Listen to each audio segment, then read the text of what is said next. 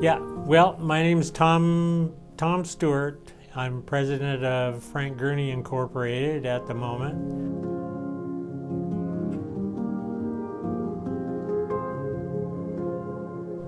So when I got in the chairs, the president at the time was, I believe, I was third behind Steve Robinson, and Lonnie Cargyle was president.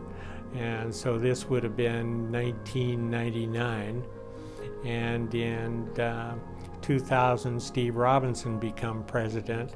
And of course, my office is only 5 minutes away from AGC. So that left me pretty close and pretty handy with regard to, signing checks and getting closer and closer to the executive part of AGC, and especially getting closer and closer to the director and the people, the staff here at AGC.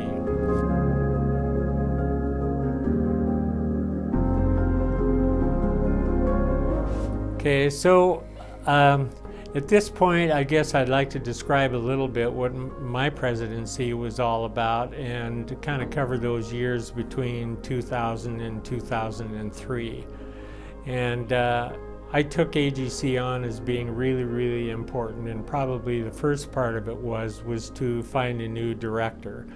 And so at the time, Frank Etter and Ron Clark were the two guys that had hired Ken Dunham, and they stepped forward to replace Ken Dunham. So they headed up a search committee. And we went through that process probably from January till April, when we hired Wayne Brokaw, which was one of the best things that happened during my tenure as president and in the executive council. And Wayne and I became severe friends, and Wayne was, in my opinion, his agenda was AGC.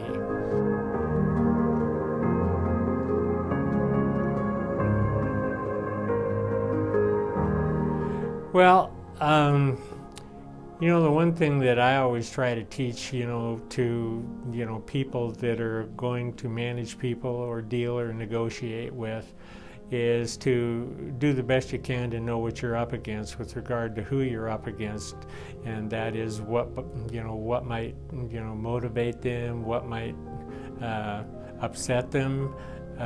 So when I look to negotiations, I mean, basically, I am looking for someone that's going to negotiate in good faith.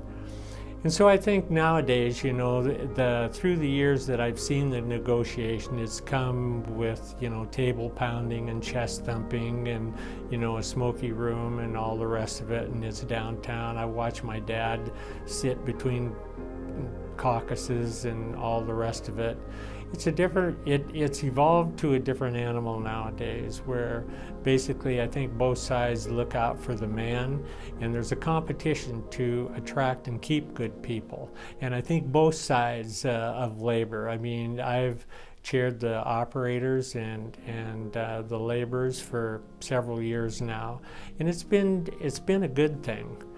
Sometimes it's kind of hard to get everybody together, but in the end, we do get it done, and you get it done because both sides are looking for a betterment of some kind.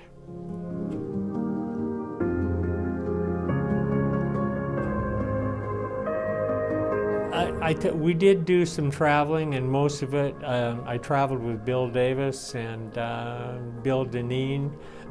We did some travel. We went to the Tri-Cities to talk with people to try and get them on board and get them excited about the building. And I think that was good. The other part of it was I remember that year, I always like Las Vegas. I'm a Las Vegas guy, so when the convention is in Las Vegas, I'm all in. In fact, I saw you there this last year, and of course, everybody that was there.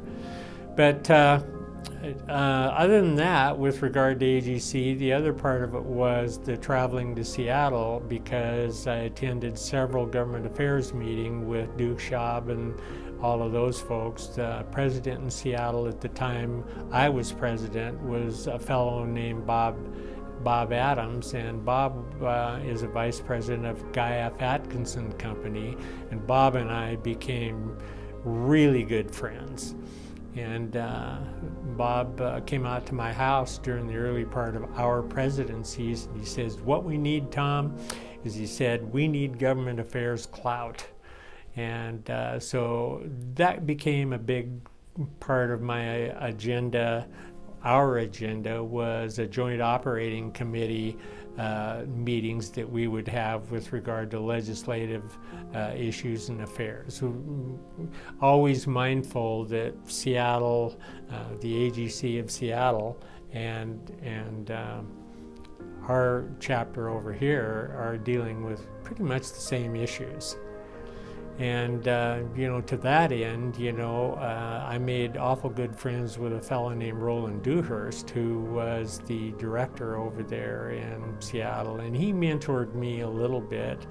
I like to tell the story of one of our first meetings when we hired Wayne on, and, I'm basically, it was the Northwest chapters meeting, and I'm busy, answering, speaking for us, and Wayne and Roland Dewhurst taps me on the shoulder and he says, "You got a director, Tom. Let him do his job." So I learned a lot from Roland. I mean, with regard to the change from running Gurney to doing association work.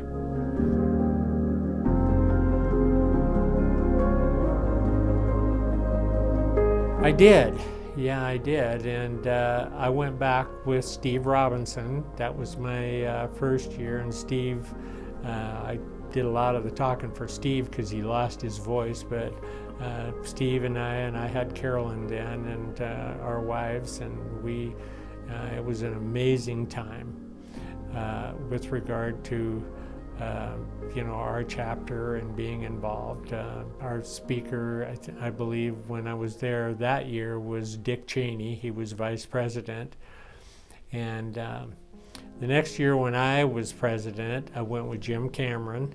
And our speaker from the government was a guy named Larry Summers. He was a, economic big gun for George Bush, who was president at the time.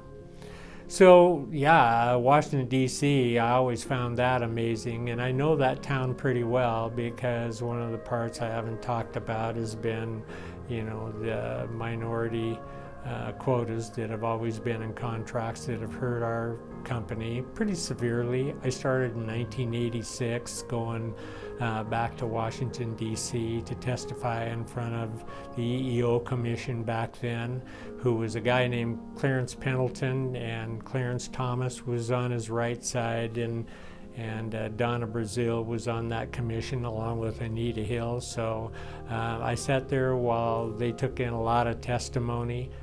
My host was AGC of America. Their attorney, who is going to retire pretty quick, I understand, is Michael Kennedy back there. So he was a great man, and he helped me a lot to understand that there are people there that don't necessarily think like I do. But that's a topic that I could be bitter about. But at the end of the day, I've supported legal foundations. The Adirondack case I got pretty involved in. I was on the front page of USA Today on my birthday, July 19th of 1995, as the other side of quotas, simply because that particular issue was a changing of the way American politics does things. And we're seeing a lot of that continuation today. But what it did that was hurtful, as far as I'm concerned, was to uproot and set aside the competitive bidding system and replace it with social engineering.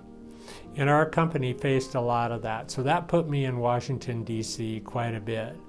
But traveling during my presidency for AGC, so I knew my way around pretty well back there. It's an amazing place, It's a beautiful place. I hate to see what's happening to it today, but then hopefully this next generation is not going to let it go to seed, I hope.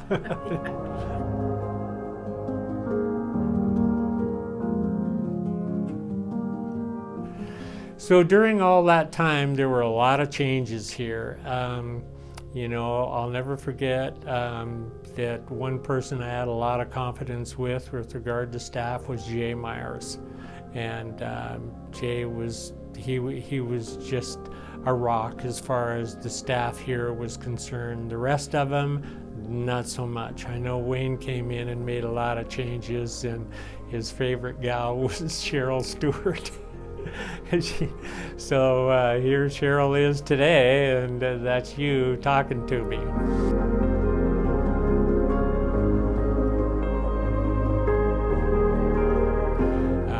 The original building here was done by Redding Construction, Ralph Redding, in about 1960. And I don't remember that really very well, but I do know that was about the date that the building here was built. And it definitely needed the replacement. And we talked about it for several years behind, I know, to try and get something going. But Bill Davis from the insurance company and Bill Deneen, those two fellas, and I kind of solicited the donations that got this building done, along with getting Bernardo Wills to do the design on it. So the building all came together that year, and in the meanwhile, while it was built, we had a little party one night, by the way, and we had 5 envelopes in there, and the one with a star on it got to build the building, and that turned out to be Leidig Construction. Do you remember the other companies? Huh? Do you remember the other companies? The other companies, yeah, they were Garco and Dave Shea's company and Tom Clark's company, and I believe, I can't remember now if it was Eric Brown's company or not. I know I'm probably, maybe it was, I think it was Goebel, Terry Goebel's company. There were 5 of them that put in the bid, and Leidig drew on it. So at that point, we had to move out of this building, which we did, and we moved down to the intersection. There's a building down at the intersection of Trent and Mission down there. So we spent just about my whole tenure down there as president, with Wayne getting on board down there. Leidig got going on the building, and they were wonderful to work with. They had a guy named Bob Carigliano, and he was the project manager here, and we had people donating help, time, and money, and all together we got the thing done by the January of my presidency. So I'll tell you what, Cheryl, it was you know, quite the process, one that I truly enjoyed, because everybody came together to do just a beautiful building here.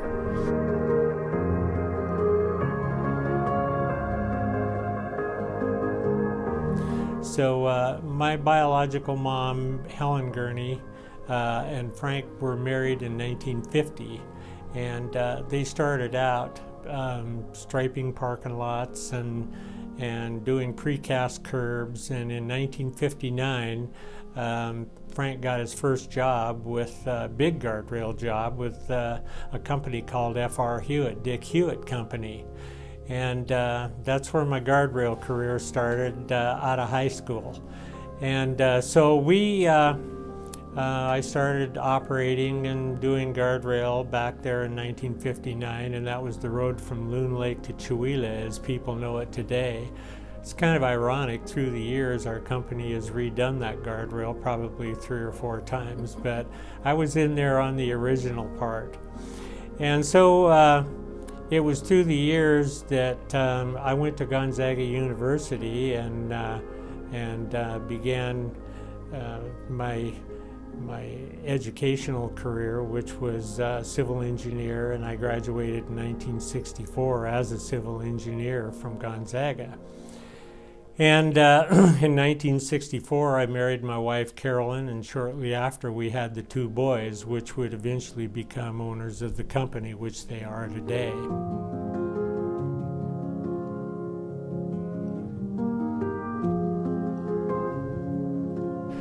Well, basically, I got 79 years old coming up this summer.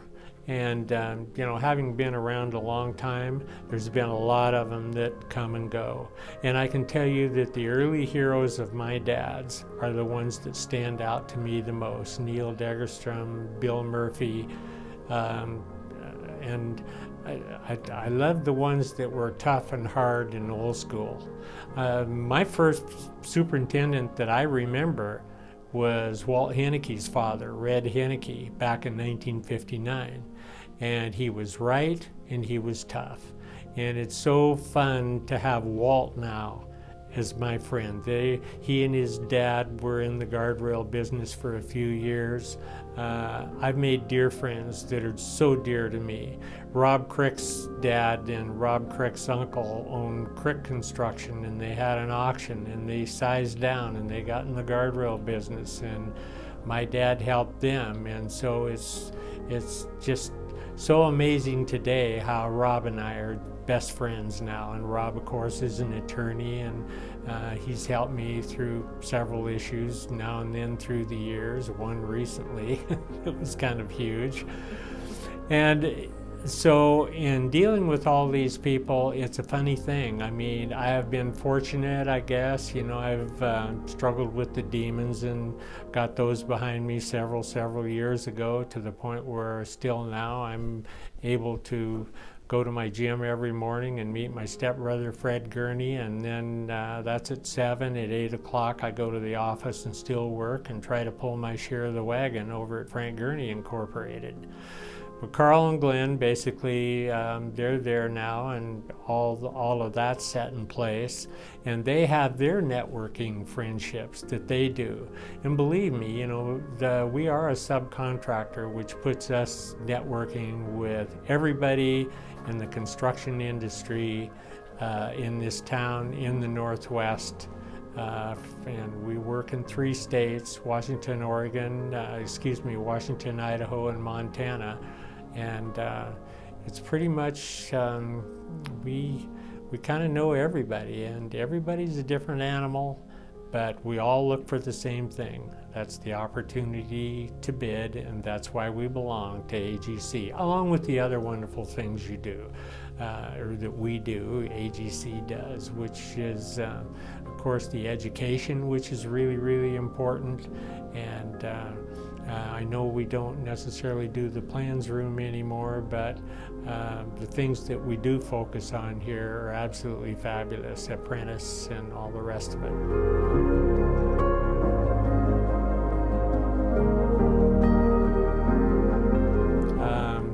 AGC is pretty important to me. And if I were going to put a philosophy behind it, it comes from this, that I think every human being has a purpose. And the purpose of a human being is to succeed and achieve. And only when you do that yourself can you really fulfill yourself as a human being. And that transcends. That transcends to yourself, your family, your business, your community, and your industry. And I totally believe that on that vein, government handouts create government dependency, which robs the juice of purpose out of a human being. And so in that vein of succeed and achieve, you use every tool you possibly can to do that, which creates betterment of all those 5 things I just listed. Betterment of yourself, betterment of your family, betterment of your company, your industry, and your community. And AGC is a tool that we can use to basically compound that effort towards success. And so if you choose an endeavor such as contracting, as those of us that do belong to this association do, The number one thing you need is an opportunity to bid work. You need that opportunity to bid. And to that end, the government affairs, to me, is just about one of the most important reasons for us to belong to AGC. And to take that a little bit further, obviously, you know, the piece of pie is the funding that the taxpayers give to our government. The government has the mandate basically to do infrastructure spending, and so therefore infrastructure spending to our vein rather than those others that go for doling that money out in handouts or whatever. We have to fight for our share of that taxpayer pie, and to make known that the government mandate is to provide that which none of us can do by ourselves. So that being the primary reason. The second reason I believe that AGC is so important is the other things, which are apprentice, the networking, the things that we can do together, and the learning that we have, especially with our whole network of national AGC, our Northwest chapters, and then we have our own home chapter here. And so we can be proud of all that because it's all for the good of all of us. And so to have good people at the helm of our chapter, all the folks in staff and Cheryl that run this chapter and keep it all together and keep the people together, it's actually an excitement. And it's an excitement that creates a betterment for all the contractors that are in this community and belong. And like I've long said, I mean, 10% will pull the wagon. And a lot of folks are just built to take the ride and do the benefit. But that's the human nature part of it. But kudos to the 10%, and you keep trying to get everybody involved. But pulling this wagon is very important, simply because people will pay attention to a chorus as opposed to the one voice. And we do have a chorus here. And that's why I've long felt too also that belonging to this AGC ties us with national AGC, and even probably equally as important, ties us to AGC of Washington, because we do have the same issues as AGC of Washington does. So I'm not certain. I remember when I was president, the joint operating agreement was really important because, especially on legislative issues, it put us together to go back to Washington, D.C., as well as other issues that came up at the time. And it was also good to have knowledge and know what the other guys are doing over there, and so that we could all be on the same team, so to speak, with regard to labor issues and government issues and all the rest of it that would come up. So hopefully that's a little bit of insight as to how I think about it at AGC. To put it mildly, I'm a big fan, and that, along with my son Carl, who is on all the labor trusts, between the two of us, labor is pretty important. So we are the AGC. You bet.